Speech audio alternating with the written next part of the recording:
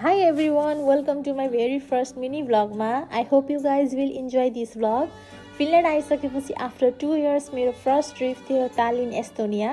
हामी ग्रुपमा 6 जना थियौँ एन्ड अनेस्टली म एकदम एक्साइटेड थिएँ होल टाइम बिकज यो मेरो फर्स्ट ट्रिप थियो युरोपमा.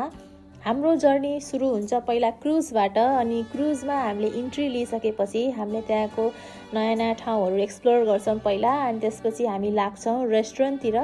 अनि रेस्टुरेन्टमा गएर हामीले त्यहाँ लन्च खान्छौँ. लन्च खाइसकेपछि एकछिन बस्छौँ, गफगाफ गर्छौँ र तास पनि खेल्छौँ. अनि त्यसपछि हामी लाग्छौँ सिधा बाहिर क्रुजको बाहिरको भ्यू हेर्नको लागि र इन्जोय गर्नको लागि. अनि तपाईँले हेर्दै हुनुहुन्छ भ्यू कति राम्रो देखिरहेको छ. It was really beautiful.